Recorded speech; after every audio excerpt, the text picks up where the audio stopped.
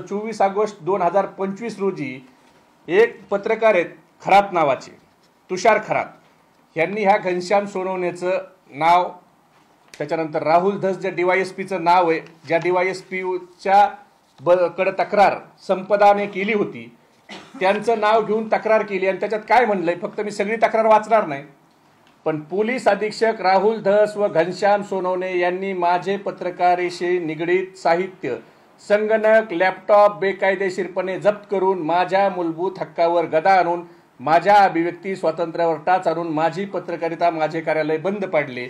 तर हा तुषार खरात काय व्हिडिओ करत होता, तर जयकुमार गोरेंनी एका बाईच्या संदर्भात जे आरोप केले आणि त्या बाईवर गुन्हा दाखल झाला, त्याच्या संदर्भात तो सातत्यानं करत होता. मग त्याचा हार्ड डिस्क जमा केले, त्याच्या कॉम्प्युटर काढले, त्याच्या मुलीचं लॅपटॉप देखील त्यांनी जप्त केलं. म्हणजे पुरावे नष्ट करण्याचं काम हे ह्या तक्रारीवरून असं लक्षात येतंय की राहुल धस आणि घनश्याम सोनवणे हे पुरावे नष्ट करण्याचं काम हे राजकीय दबावपोटी करतात. आणि अशा अधिकारी जर संपदाच्या चौकशीत असतील देवाभाऊ, तर संपदाला न्याय कसा मिळणार? तुम्हाला न्यायच द्यायचा आहे ना. कुटुंब मागणी करतंय, हो तुम्ही काय SIT लावत नाही? काय अडचण आहे तुम्हाला SIT लावायला? करा ना निवृत्त न्यायाधीशामार्फत या सगळ्या प्रकरणाची चौकशी. आणि अजून एक गंभीर बाब आहे, काल आता ह्या हायकोर्टच्या ऑर्डर आहे, त्याच्यावर त्या सोनवण्यावर ताशेरे ओढलेत, मंत्र्यावर ओढलेत, त्याच्यात मी जाणार नाही कारण हा वेगळा विषय पूर्णपणे. पण ह्या अधिकाऱ्याचं आलं. आणि कशा पद्धतीनं काल परवा पुणे इथल्या वेस्टिन हॉटेलला खासदार रणजित नाईक निंबाळकर हे तिथं आले आणि तिथं कोल्हापूर क्षेत्राचे फुलारी साहेब देखील तिथं होते. देवाभाऊ तुम्ही होता. नेमकं रणजित सिंह निंबाळकर आणि देवाभाऊ फुलारी साहेबांमध्ये काही चर्चा झाली का? ह्या प्रकरणाविषयी परवा वेस्टिन हॉटेलला काही चर्चा झाली का? असा संशय सगळ्यांच्या मनामध्ये. या प्रकरणाविषयी काही चर्चा झाली का? काही दडपण्याचं त्या ठिकाणी ठरलंय का परवा वेस्टिन हॉटेलला? मग का ह्या प्रकरणात सातत्यानं डिले होतोय? जर पोलीस वरिष्ठ अधिकारी आणि ज्यांच्या भोवती संशय आहे सगळ्या प्रकरणातल्या आरोपांचा, त्यांच्यामध्ये काही ठरलंय का हे देखील त्या ठिकाणी बघावं लागेल. आणि मेडिकल सर्टिफिकेट ज्याचा संपदाने उल्लेख केला की मला दबाव येत होता आणि मेडिकल सर्टिफिकेट त्या भागात कसे बदलतात, याचं एक उदाहरण मला आता थोड्या वेळापूर्वी एका महिलेनं, एका आमच्या ताईनं दिलंय. आणि त्यांनी दिलंय त्यांच्यावर जी मिस्टरांवर केस झाली, त्यातला जो आरोपी आहे त्या आरोपीने पहिलं मेडिकल सर्टिफिकेट घेतलं ते 14/9/2025ला. त्याच्यामध्ये मेडिकल ऑफिसरची सही आहे आणि हे मसवडचं आहे बरं का, जे शेजारी मी मसवड वारंवार उल्लेख करतोय ना. आणि तिथं लिहिलंय राईट साईडला जी इंजुरी झाली. तर तुम्ही बघू शकता ही राईट साईडला काय इंजुरी झाली म्हणून मेडिकल ऑफिसरनं दिलंय. आणि नंतर हाच व्यक्ती परत काहीतरी करतो आणि 13/9ला हा व्यक्ती परत 13/9ला हा व्यक्ती खाजगी रुग्णालयात जाऊन दाखवतो. आणि त्या खाजगी रुग्णालयामध्ये सांगितलं जातं की राईट हँडला याच्या इंजुरी आहे. आणि परत त्या खाजगी रुग्णालयाने सांगितलं राईट हँडला. 5/9ला म्हणजे 5/9ला पहिला जो रिपोर्ट आहे 5/9चा, ज्याच्यामध्ये इंजुरी झाल्या त्यावेळेला मेडिकल ऑफिसर सांगतात की याच्या डाव्या हाताला इंजुरी आहे, लेफ्ट साईडला, आणि एकदम किरकोळ इंजुरी सांगतात. पण नंतर 5/9चा मेडिकल ऑफिसरचं शिक्का, त्यांची सही, तेच हॉस्पिटल. म्हणजे कशा पद्धतीनं त्या भागात मेडिकल पुरावे देखील बदलले जातात. म्हणून संपदाच्या भावाला संशय ना की PM करताना मला का हजर ठेवलं नाही, का मला गुंतवून ठेवलं. म्हणजे मेडिकल ऑफिसर हे म्हसवडचं प्राथमिक आरोग्य केंद्राचं हा रिपोर्ट आहे. 5/9ला सांगितलं जातं डाव्या हाताला थोडं लागलंय. 13/9ला एका खासगी दवाखान्यात तो जातो आणि सांगितलं जातं उजव्या हाताला लागलंय आणि त्या उजव्या बाजूला. आणि परत जाऊन तुम्हाला 14/9ला त्या ठिकाणी इंजुरी वाढत जाते त्याची. 5/9ला लागल्यावर कमी व्हायला पाहिजे ना, वाढत जातील. हात बदलतो, लेफ्टचा लगेच राईट हँड होतो. म्हणजे कशा पद्धतीनं त्या ठिकाणी खोटे गुन्हे दाखल करण्यासाठी प्रशासनाचा वापर चाललाय हे देखील आपण जर बघितलं तर आपल्या लक्षात येईल। आणि सगळं जर प्रकरण तुम्ही बघितलं सगळं, तर हे सगळं प्रकरण कशा पद्धतीने वाचवलं जातं। आमच्याकडे ज्ञानराधा नावाची एक कुटेची मल्टी स्टेट बुडाली आणि त्या ज्ञानराधामध्ये जवळपास लोकांचे 4000 कोटी रुपयापर्यंत ठेवी अडकल्यात असं ठेवीदार सांगतात। आणि त्या ज्ञानराधाच्या त्या ठिकाणी MPDA मध्ये त्यांच्या मालकाच्या काही संपत्ती जप्त केल्या आणि जप्त करून 80 प्रॉपर्टीचं गॅजेट सरकारने त्या ठिकाणी MPDA मध्ये घेऊन त्या घेतल्या। साधारण 18 मार्च 2025 ला ज्ञानराधा संदर्भात 80 प्रॉपर्ट्या ह्या 18 मार्च 2025 ला केल्यात बरं का। मग 18 मार्च 2025 ला जर ज्ञानराधाच्या तुम्ही 80 प्रॉपर्ट्या अटॅच केल्या, तर माझा प्रश्न आहे महाराष्ट्राच्या मुख्यमंत्र्याला की याच संबंधात जे तुमचे लाडके खासदार आहेत, माजी खासदार आहेत, त्यांची जी फलटणची दूध डेअरी आहे, ती दूध डेअरी जर तुमच्या 8/8/2024 ची तुमची प्रेस रिलीज आहे तुमच्या बीड पोलिसांची, आणि बीड पोलिसांची प्रेस रिलीजमध्ये बीड पोलीस सांगतायत की तपासामध्ये गुन्ह्यातील मुख्य आरोपी सुरेश कुटे यांचे 24,20,000 रुपयाचे 3 वाहने कुटे सन्स डेअरीज लिमिटेड दूध वाहतूक उत्पादक व प्रक्रिया उद्योग निंबोरे शिवारात 65 एकर जागेत असून मुख्य प्रवेशद्वाराच्या आत लहान मोठ्या आकाराची 1 मजली ते 7 मजलीपर्यंत इमारत, त्यामध्ये लहान मोठ्या आकाराची मशिनरी ज्यामध्ये दूध, पाकिट, दही, लस्सी, वाटर, दूध पावडर, पनीर, तूप, श्रीखंड, दुधापासून विविध उत्पादने तयार करण्याचे कारखाने ज्याची कॅपॅसिटी प्रतिदिन 20 लाख लिटरची आहे। डेअरीच्या पूर्व लगत स्वराज्य डिझेल व पेट्रोल पंप सर्वांची अंदाजित एकूण किंमत ही अक्षरी 4200 कोटी रुपये आहे। असं मी म्हणत नाही, ज्या कुटे ग्रुपनं ते स्वराज्य डेअरी त्या ठिकाणी घेतली त्याच्यानंतर जे मशिनरी लावल्या त्याच्यानंतर जर त्याची एवढी मोठी किंमत झाली असेल, तर मग 8/8 ला तुमच्या प्रेस नोटमध्ये सांगितलं जातं आणि खाली ते म्हणतात तसेच गुन्ह्यातील आरोपी यांची मालमत्ताची माहिती मिळण्यासाठी भारतातील सर्व राज्यातील नोंदणी महानिरीक्षक यांना पोलीस अधीक्षक साहेब यांच्या मार्फत पत्रव्यवहार करण्यात आला आहे।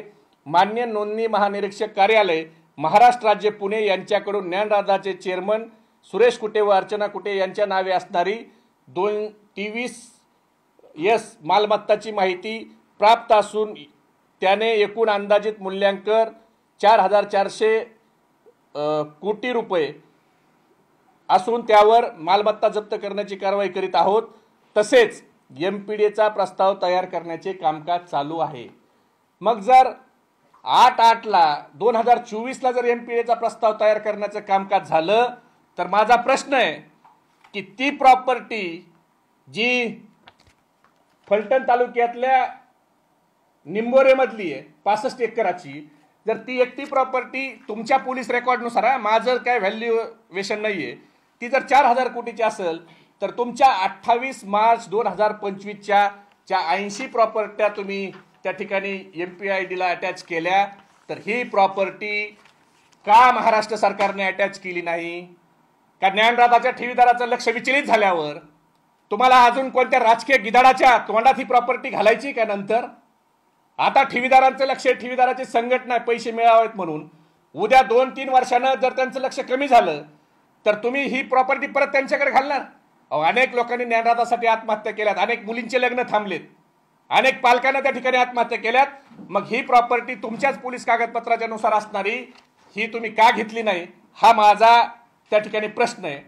आणि नन्नवरे, ज्या नन्नवरेचा व्हिडिओ आपण सगळ्यांनी बघितला, त्या नन्नवरेंनी देवाभाऊ व्हिडिओ घेऊन आत्महत्या केलेली असताना, नाव घेतलेलं असताना, ज्याचं नाव घेतलंय त्या नवरा बायको नन्नवरेचं, तो अजून तुम्हाला कसं काय सापडला नाही, हा प्रश्न त्या ठिकाणी माझ्यासारख्या एक सामान्य कार्यकर्त्याला पडलाय की डायरेक्ट ज्याचं नाव घेतलंय नन्नवरे कुटुंबानी, आणि नन्नवरे कुटुंबानी नाव घेऊन देखील तुम्हाला कोण रणजित निंबाळकर आहे हे आतापर्यंत का सापडले नाहीत, हा देखील मला तुम्हाला प्रश्न विचारायचा आहे। त्याचबरोबर एक व्हिडिओ मी तुम्हाला या ठिकाणी दाखवतो की फलटणच्या भागातले पोलीस हे कशा पद्धतीनं काम करतायत. बीडला आले होते. फलटणचं पोलीस जे केंद्र आहे, साधारण नियम असा आहे की ज्यावेळेला एखादा गुन्हा दाखल होतो, जर मुंबईत माझ्यावर गुन्हा दाखल झाला आणि मुंबईत पोलीस जर मला अटक करायला आली, तर त्यांनी मी ज्या पोलीस स्टेशनच्या हद्दीत मला अटक करणार आहेत त्या पोलीस स्टेशनच्या हद्दीतल्या पोलीस स्टेशनला कळवायला पाहिजे, तिथले पोलीस कर्मचारी सोबत घेतले पाहिजे आणि मग मला अटक त्या ठिकाणी नियमाप्रमाणे केलं पाहिजे. आणि अटक करायचा कायदा आहे, रात्र जर झाली ना, एखादा आरोपी घरात असेल तर सूर्यास्ताच्या नंतर सूर्योदय होईपर्यंत तुम्ही तिथं बाहेर थांबू शकता, पण त्याला घरात घुसून त्या ठिकाणी अटक करणं हे कायद्यानं त्या ठिकाणी थांबवलेलं आहे. मला सांगा, आता हे पोलीस कर्मचारी हे कशा पद्धतीनं त्या ठिकाणी हुज्जत घालतात कुटुंबासोबत.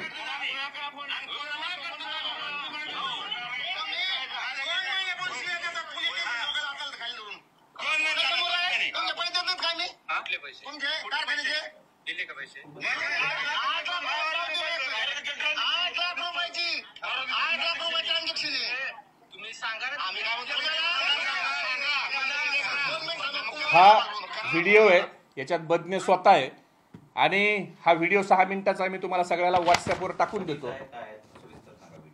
हा व्हिडिओ 6 मिनिटाचा आहे आणि बदनेन हे कारखाने, मी जे म्हणत होतो ना, स्वराज्य कारखान्याचं वसुली केंद्र हे फलटण पोलीस स्टेशन आहे, फलटण ग्रामीणचं. हे काय पोलीस स्टेशन राहिलेलं नाही. आता कायदा असा म्हणतो, सुप्रीम कोर्टाने त्या संदर्भातले निर्णय आहेत की कारखान्यासोबत जर एखाद्या मुकादमाने करार केला तर कारखाना त्याचा चेक घेतो, त्याचे त्या ठिकाणी बॉन्ड घेतो आणि त्याचा सातबारा देखील जामीनदार देखील घेतो. तर जर कारखान्याचे पैसे हे काही मुकादमाकडे राहिले, त्यांनी दिले नाही, तर 138 प्रमाणे तुम्हाला त्याला नोटीस पाठवावं लागते.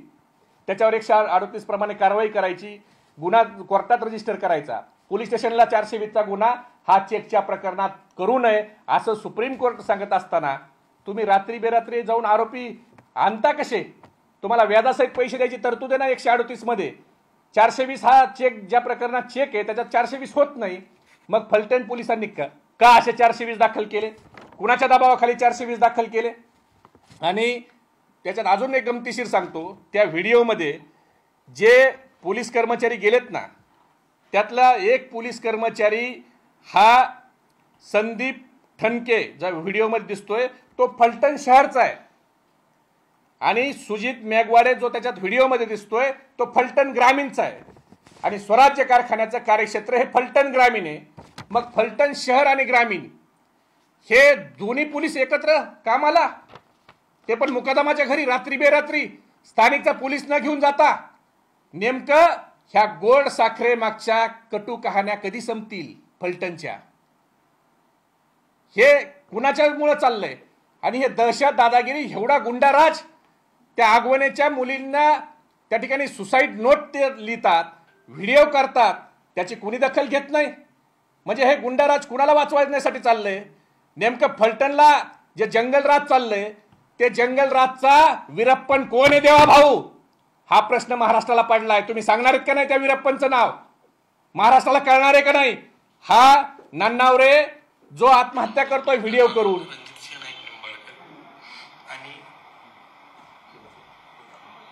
ज्ञानेश्वर देशमुख वकील, नितीन गार्गे देशमुख वकील हेच जबाबदार आहेत आणि हेच जबाबदार राहतील. आमच्या दोघांच्या आत्महत्येच्या पाठीमागे 4 जण जबाबदार आहेत. आणि बाकी पोलिसांनी आणखी शोधावं त्याच्यामध्ये, कोण नाही सगळ्यांची शोध काढावी, चांगल्या पद्धतीने चौकशी करावी. भावाच्या आणि वहिनीच्या आत्महत्येस कारणीभूत मला सांगा, अजून ते दोघं गेले, त्याच्यानंतर त्यांच्या भावानी अंगठा कापला की माझ्या भावाला न्याय मिळत नाही. मग फलटण पोलिसांना रणजित निंबाळकर कोण आहे ह्यातला व्हिडिओतला तो अजून कसा सापडला नाही देवा भाऊ? तुम्ही गृहमंत्री आहेत ना. 2 माणसाचा जीव गेला हो. माणूस काय जीव एवढा सहजासहजी सोडत नाही. जीव हा सगळ्याला प्रिय आहे. काटा टोचला तरी आईची आठवण येते माणसाला. आणि ते माणसं जीव सोडतायत तुमच्या राज्यात आणि त्यातले त्यांनी नाव घेतलेले आरोपी अजून सापडत नाहीत. ही संवेदना आहे काय? म्हणून आमच्या संपदाच्या कुटुंबाला संशय हो. आम्हाला माहिती कळली की संपदानं हातावर सुसाईड नोट लिहिली. मान्य, हातावर सुसाईड नोट लिहिली, त्याचा पेन कुठे देवा भाऊ? त्या आत्महत्येच्या ठिकाणी पेन सापडलाय का? त्या पेनवर नेमकं तुम्ही पेनवर त्या हस्ताक्षरात ज्या हाताने ते पेन लिहिलाय ना त्याच्यावर फिंगरप्रिंट्स कुणाचे आहेत हे तपासायला पाठवलंय का पोलिसांनी? का फक्त संपदाचा चारित्र्य हनन करायची सुपारी घेतली पोलिसांनी? आणि ज्या पोलिसांच्या वरतीचा आक्षेप आहे, जे महाडिक आहे PI जिने तिचा नंबर ब्लॉक लिस्टमध्ये टाकला, जो राहुल धस DYSP आहे ज्याने तिची तक्रारीची दखल घेतली नाही, जे धुमाळ तिला नेहमी वारंवार टॉर्चर करत होते, जायपत्रे पाटील ह्यांना कधी तुम्ही आरोपी करणार आहेत? आणि कोण खासदार आहे तो ज्याचा तक्रारीमध्ये संपदानं नाव लिहिलं आणि त्याचे 2 PA? अहो ह्यांची माजमस्ती बघा. ज्या संपदानं 2 PAचा उल्लेख केला ना त्यातला एक PA हा शिंदे नावाचा, हा फलटणच्या ग्रुपमध्ये टाकतो महबूब शेखला हे प्रश्न विचारा आणि धमक्या द्या. ह्या फलटणच्या भाजपच्या ग्रुपमध्ये तुम्ही चिथावणी करताय. आणि मी एका पक्षाचा युवकचा अध्यक्ष, विधानसभा लढलेला माणूस, मला फोन केला आणि मला जीव मारण्याची धमकी दिली. असल्या धमकीला मी तर भीक पण घालत नाही. जरा माझी चौकशी करा. माझ्या डिक्शनरीत महबूब शेखच्या भीती हा नावच नाहीये. त्यामुळे तो विषय जाऊ द्या. पण ज्याने मला दम दिला तो व्यक्ती, त्याची हिंमत काय झाली दम द्यायची? तर 15/12/2015 कैलासवासी ज्योतिराम चव्हाणचा खून झाला फलटणमध्ये. आणि ह्या कैलासवासी ज्योतिराम चव्हाणच्या खुनामध्ये ज्याने मला फोन केला त्या स्वराज काशीदला DYSP नावाचे त्यावेळेचे चोपडे ह्यांनी अटक केली होती. त्याची इर्टिका गाडी त्या खुनाच्या गुन्ह्यात जप्त आहे. मग त्यावेळेला तो कुणाच्या आशीर्वादाने सुटला? देवा भाऊ तुम्हीच होते ना 2015ला पण.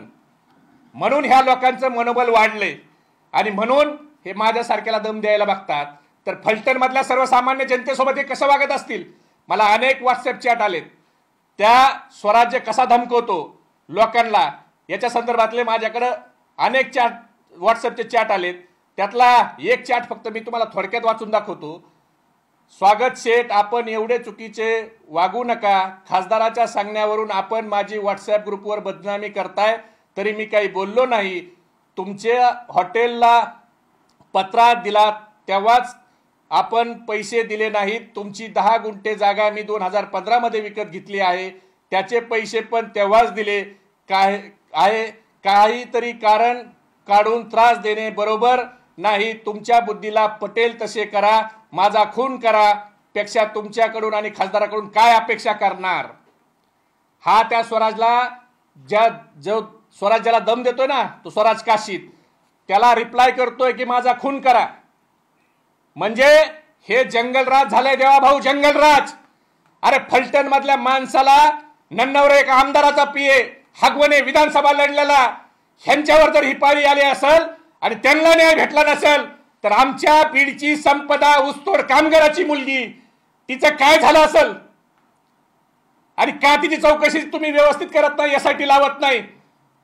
अरे सगळ्या प्रकरणात तुम्ही SITची घाई करता, मग ह्या प्रकरणात तुम्ही का मुख गिळून गप्प आहेत? का तुम्हाला संवेदना नाहीत का? तिच्या घरच्यांनी सांगितलं आणि त्या व्हॉट्सअपचा तिच्या भावाने त्या ठिकाणी स्क्रीनशॉट पाठवला की संपदाला पोलिसांनी FIR मध्ये सांगितलंय की 7:30 वाजता संपदाचा मृतदेह हा ताब्यात घेतला. आणि तिचा शेवटचा लास्ट सीन कधी आहे हे जर तुम्ही बघितलं तर तिचा शेवटचा लास्ट सीन हा 11:13 आहे. मग संपदा काय जीवन झाली लास्ट सीन हे करायला? हा संपदाच्या भावाचा स्क्रीनशॉट आहे. 11:13 तिचा शेवटचा लास्ट सीन आहे. आणि पोलीस रेकॉर्डच्या अनुसार संपदाचा मोबाईल आणि संपदाची डेड बॉडी ही पोलिसांनी 7:30ला जप्त केली. मग हा लास्ट सीन 11:13 आला कसा? तो पेन सापडलाय का ज्या पेननी संपदाने सुसाईड नोट त्या ठिकाणी हातावर लिहिली? तो पेन तुम्ही रिकव्हर केलाय का ती सोबतच घेऊन गेली पेन? काय चाललंय नेमकं? एवढ्या शंका का? आणि एका महिलेने मला फोन करून परत एक दम दिला. आणि तो दम काय दिला की तुम्ही फलटणला या. म्हणजे बघा तुम्ही दमदाटी करायला किती ह्यांची दादागिरी बघा. कशा पद्धतीनं एक महिला ताईने मला फोन केला. हॅलो. हॅलो. पलटणवरून बोलते. रणजित दादांचे कार्यकर्ते राजश्री रायगुडे, राजश्री विशाल रायगुडे. तुम्ही दादांच्या विरोधात कसं काय असं बोलू शकता? तुम्ही असं चुकीचे आरोप कसे काय करू शकता त्यांच्यावर? मुलीने आरोप केलेले. त्यांनी नाव घेतलेलं आहे का दादांचं? दादांचं नाव घेतलेलं आहे का त्यांनी? माझे खासदार कोण आहे? माझे खासदार इथं निवडून किती गेलेत माड्यामध्ये ते बघा ना तुम्ही. शोधा मग तुम्ही. आम्ही शोधा. मग तुम्ही डायरेक्टली त्यांचं नाव कसं काय घेता? तुम्ही मला सांगा. तुम्ही नाव घ्यायचा संबंध काय? पहिली गोष्ट सांगा. माझा संबंध आहे. पहिली गोष्ट तुमचा संबंध आहे. तुम्ही फलटणला या, मग आम्ही तुम्हाला दाखवतो काय संबंध आमचा पण आहे ती. तुम्ही फलटणला या आणि तुम्ही लय मुकदमांची बाजू. आता ह्या ज्या महिला आहेत, ह्या महिला मला राजश्री विशाल हरगुडे ह्या मला सांगतायत, राहीगुडे ह्या मला सांगतायत तुम्ही फलटणला या. मला काही बोलायचं नाही त्या ताईबद्दल, पण ह्या ताईच्या पतींनी भरदिवसा एका खजूर विक्रेत्याचा मर्डर केला होता आणि त्यात ते अटक होते. त्याच्यात त्यांना अटक पण झाली होती त्या केसमध्ये. आणि नंतर ते कसे सुटले काय सुटले हा नंतरचा पार्ट. मला एका पीडित कर्मचाऱ्यांनी KB एक्सपोर्टचा एक मेसेज केला आहे आणि त्या KB एक्सपोर्टच्या त्या पीडित कर्मचाऱ्यांनी मला सांगितलं की ह्या ताई KB एक्सपोर्ट शिंदेवाडी फलटण इथं नोकरीला होत्या. तिथं त्यांच्या असभ्य वर्तनामुळे त्यांना नोकरीहून काढलं. हा राग मनात धरून त्यांनी गुंडाला हाताशी धरून तिथल्या अधिकारी कर्मचाऱ्यावर जबर मारहाण केली. त्यावेळी राजकीय दबाव वापरून त्या कंपनी व अधिकाऱ्याच्या कर्मचारी ह्यांच्यावरच गुन्हे दाखल करण्यात आले. म्हणजे ह्या लोकांचं धाडस हे आमच्यासारख्याला फलटण काय केंद्रशासित प्रदेश झालाय का देवा भाऊ? तिथं परवानगी नाही. तालिबानमध्ये का फलटण? कुठे आहे फलटण? जर आम्हाला आव्हान देत असतील फलटणला या, तर तिथल्या सर्वसामान्य जनतेचं काय, संपदाचं काय केलं असेल यांनी? हा विचार न केलेला बरा. तुम्ही काय हे सगळं त्या ठिकाणी मागं घालताय हे देखील कळत नाही. रत्नदीप निंबाळकरचा एक खून झाला. त्याच्या पत्नीनं मला फोन केला आणि त्याच्या खुनाचे काही मला फोटो पाठवले. अक्षरशः विकृत पद्धतीने मारलाय आणि ज्यांनी मारलाय तो भारतीय जनता पार्टीचा सरचिटणीस आहे. आणि त्यांनी मारताना त्यांच्या कुटुंबाने सांगितलं की सुरुवातीला 302चा गुन्हा हा दाखल करून घेतला जात नव्हता, पण नंतर त्या ठिकाणी ॲक्सिडेंट दाखवायचा प्रयत्न होता असं मला त्या कुटुंबाने सांगितलं. आणि त्याचं जर तुम्ही बघितलं तर त्याच्या हाताचे त्या ठिकाणी बोट तोडलेत. हाताचे बोट तोडलेत खून करताना. हाताचे बोट तोडलेत. एवढ्या विकृत पद्धतीने मारलाय. त्याच्या डोक्याला चिंध्या केल्यात. फोटो बघवत नाहीत. अक्षरशः एवढ्या वाईट पद्धतीने मारलाय. आणि हा आरोपी 12 मार्चला गुन्हा दाखल होऊन अजून पोलिसांना का सापडत नाही? त्याचं कारण तुमच्या पदाधिकाऱ्याचा भाऊ आहे म्हणून. आणि त्याच्या भावाचे, हे देवाभाऊ आम्ही म्हणत नाही, राजकीय नेत्याकडे सगळे लोक येतात, पण त्याच्या भावाचे देवाभाऊ तुमच्यासोबत फोटो आहेत. आम्ही म्हणत नाही तुमचं याला प्रोत्साहन आहे, आम्ही म्हणत नाहीत, पण हे सगळं करून खाली हे राजकीय नेत्यासोबत प्रेशर करतात का? याचा भाऊ आहे म्हणूनच हा सापडत नाही का? याची तरी तुम्ही कधी ना कधी माहिती घ्यावी अशी आम्हाला तुम्हाला विनंती करायची आहे. आणि तुम्ही संवेदनशील असाल तर लवकरात लवकर संपदाच्या प्रकरणात निवृत्त न्यायाधीशामार्फत SIT स्थापन करताल. त्यांच्या कुटुंबाच्या ज्या मागण्या आहेत, जे मधुदीप हॉटेल आहे त्याचं CCTV फुटेज हे संपदा तिथं चेक इन झाल्यापासून 2 तास अगोदर ते संपदाचा डेड बॉडी बाहेर काढल्याच्या नंतर 2 तासाचं तुम्ही घ्या. कारण त्याच्या परिवाराला का शंका आली तर ते मधुदीप हॉटेल हे भोसलेचं आहे. हे भोसले कोण? हे भोसले रणजितसिंह निंबाळकर, नाईक निंबाळकरांचे कार्यकर्ते आहेत. आणि त्यांना त्या ठिकाणी त्या हॉटेलवर जर तिथं जिचा मृत्यू झालाय तिला तिथं न आणता, तिला तिथं न येऊ देता जर तिचा मृतदेह खाली घेतला असेल, नातेवाईकाला न सांगता हा तिचा मृतदेह खाली आला असेल आणि त्यांना जर त्याच्यामुळं त्यांच्या मनात संशय, आणि त्या संशय जर तुम्हाला दूर करावा व्हावा असं वाटत असेल तर एकतर फलटणच्या पोलिसांच्याकडं ज्यांच्या एवढ्या कटू कहाण्या आहेत त्या फलटण पोलिसांच्याकडे तुम्ही अजिबात हातापास ठेवू नका. तातडीनं महिला IPSच्या त्या ठिकाणी नेमणूक करा आणि हा प्रकरण या ठिकाणी तडीस लावा. त्याचबरोबर या कोण माजी खासदार आहे याची चौकशी झाली पाहिजे. आणि त्या नन्नावरे कुटुंबाचा रणजितसिंह निंबाळकर कोण आहे त्याच्या आत्महत्येला कारणीभूत हे देखील त्या ठिकाणी समोर आलं पाहिजे. हे आम्हाला तुम्हाला कळकळीची विनंती करायची आहे. आगवणेच्या कुटुंबाच्या मुलीच्या सुसाईड नोटमध्ये काय आहे, तिच्या महिलेशी बोलताना खासदार कशा गायावाया करतात, हे देखील आपण समोर आणावं. एवढीच मी तुम्हाला कळकळीची विनंती करतो. आणि फलटणचं जे जंगलराज झालंय याचा वीरप्पन कोण, हा जो महाराष्ट्राला प्रश्न पडलाय त्याचं उत्तर देवाभाऊ तुम्ही त्या ठिकाणी लवकरात लवकर महाराष्ट्राला द्यावं अशी महाराष्ट्राची अपेक्षा आहे. महबूबजी, सुषमा अंधारेंनी पत्रकार परिषद घेत फलटणमध्ये जवळपास 45 ते 50 एकाच नावाची म्हणजे रणजित सिंह नाईक निंबाळकरांची असली नावं आहेत असा आरोप केला होता. त्यांना तशी माहिती तुमची काही माहिती आहे का अनुषंगानं? म्हणजे माजी खासदार उल्लेख होतोय पण जवळपास त्या नावाची 45 ते 50 नावं तिथं असल्याची माहिती आहे. माझं काय म्हणणं आहे, 5,000 नावं असतील, 40-45 नाही 5,000 असतील. तुम्ही त्या व्हिडिओमध्ये पुढे जर ऐकलं तर मग हा कोणता रणजित सिंह निंबाळकर आहे ज्याची एवढी दादागिरी आहे आणि ज्याच्या दादागिरीला कंटाळून नवऱ्याने आत्महत्या केली? आणा ना तो समोर. तो एवढा कोण वाघ आहे का तो बिळात लपलाय? तो पोलिसांना कसा सापडला नाही अजून? अहो 2 लोक मिली हो, नवरा बायको मिली, 2 आत्महत्या केली. कुणी मनाने स्वतःचा जीव त्यागत नाही. काहीतरी तळतळ असेल, सहन करण्याच्या पलीकडे गेला असेल. अहो माणसाला जर चटका लागेल म्हणून गॅसच्या जवळ जात नाही, आगीच्या जवळ माणूस जात नाही का? तर माझ्या हाताला जर पोळलं तर मला त्रास होईल. जीव संपवताना काय त्रास होत असेल त्या नवऱ्याच्या कुटुंबाला? त्या संपदाला काय त्रास झाला असेल? त्या संपदाच्या एका मैत्रिणीने मला फोन केला. खरं तर मी तो विषय बोलणार नाही कारण तिने मला बरंच काही सांगितलंय, पण तिने मला सांगितलंय मला देखील धमक्या येतील, मला त्या ठिकाणी मारलं जाईल, म्हणून कृपा करून माझा उल्लेख करू नका. माझे घरचे आई वडील माझं शिक्षण बंद करतील. संपदाची मैत्रीण ती, तिच्या समोर काही गोष्टी घडलेल्या, संपदा तिच्याशी बोललेली, तिने मला सांगितलं.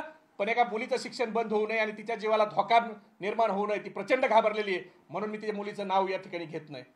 हे कधी संपणार आहेत ह्या कहाण्या? आणि मग आला ना कोण रणजित निंबाळकर समोर? आमचं तर तेच म्हणणं आहे ना, दुसरा कोणता रणजित निंबाळकर आहे त्याची एवढी दहशत आहे हो? हा Ranjit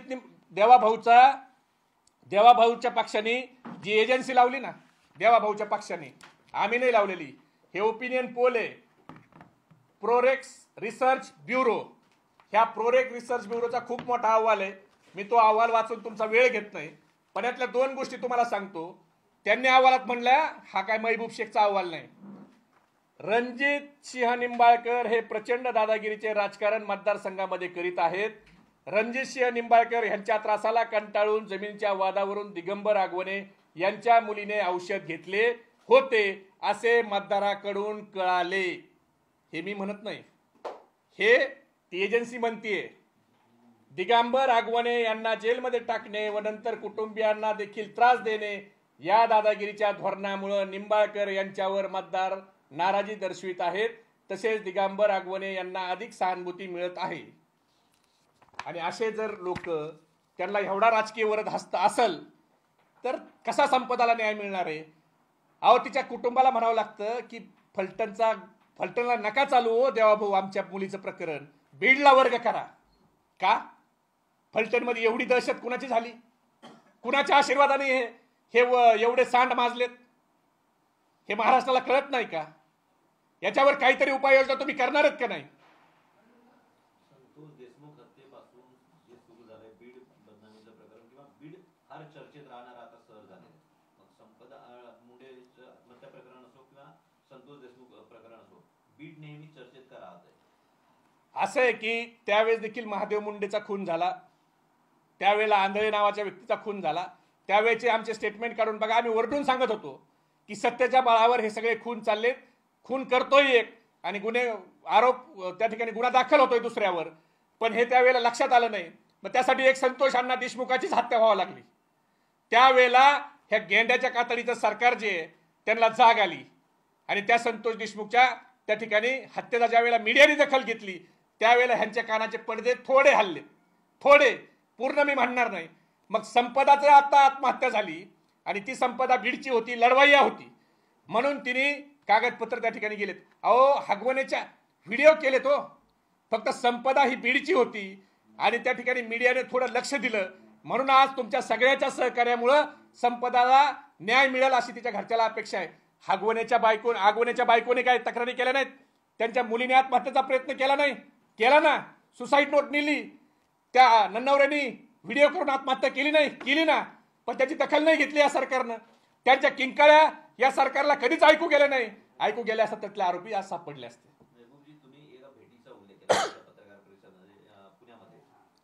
special IG police Phulari साहेब, माजी खासदार रणजित सिंह निंबाळकर आणि देवाभाऊ, ही भेट संपदा मुंडे आत्महत्या प्रकरणानंतरची आहे का? परवा दिवशी तुमच्या मीडियाच्या व्हिडिओमध्येच दिसतंय की या प्रकरणात ज्यांच्या भोवती संशय, ज्यांना देवाभाऊनी क्लीन चिट दिली, ते माजी खासदार रणजितसिंह नाईक निंबाळकर आणि जे पोलीस महानिरीक्षक आहेत फुलारी साहेब, हे त्या ठिकाणी तुमच्या मीडियाच्या कॅमेऱ्यातच आम्हाला दिसतात वेस्टिन हॉटेलला परवा. मग ते कॅमेऱ्याच्या समोर तर दिसत आहेत. नंतर त्यांची काही गुप्त चर्चा झाली का? झाली असली तर त्यात काय ठरलंय? काही ठरलंय का? आणि चांगले मग घनश्याम सोनवणेसारखे अधिकारी का नेमणूक केली जात आहेत? मग नेमकं कुणाला वाचवल्याचा काही प्लॅन ठरलाय का? हा प्रश्न पडणार नाही. ज्याच्या भोवती संशय आहेत त्यांच्याबरोबर सगळे वरिष्ठ पोलीस म्हणजे अधिकारी जर हजर असतील तर निपक्षपाने चौकशी होईल का? हा त्या कुटुंबाला जो पडलेला प्रश्न आहे, चिन्ह आहे, त्याच्यावर शिक्कामोर्तब होतो. शिक्का, हे आमचं म्हणणं आहे.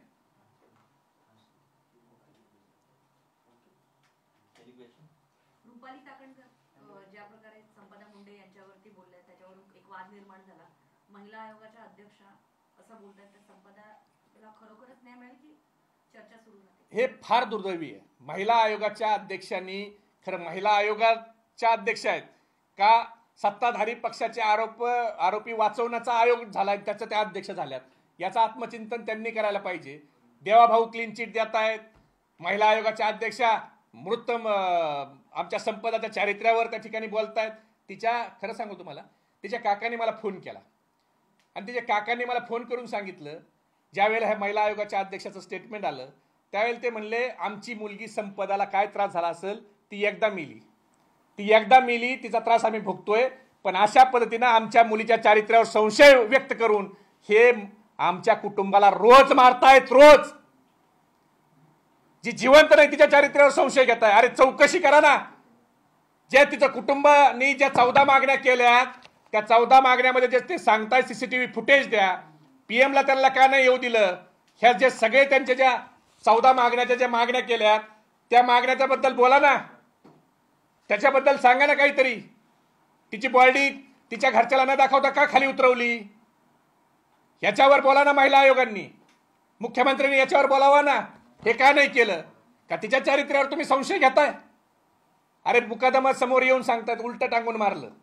मी म्हणत नाही, मुकदमा सांगतायत. त्याच्या भावाला मारलं म्हणून सांगतायत. अनेक बांगर असेल, राठोड असेल, गरकळ असेल, कितीतरी मुकदमाने सांगितलं त्यांच्या काय कहाण्यात. म्हणजे ह्या सगळं जर बघितलं तर संपदाला कशा पद्धतीनं तिचं झालं असेल हे संपदाला आणि देवालाच माहिती. आणि खरं जर तपास केला तर महाराष्ट्राला माहिती होईल. पण देवाभाऊ, त्या देवाला माहिती आहे, तुम्हालाही माहित असेल. पण आमची माफक अपेक्षा आहे ह्या प्रकरणात तरी राजकारण बाजूला ठेवून पारदर्शक चौकशीसाठी तुम्ही पुढे यावं.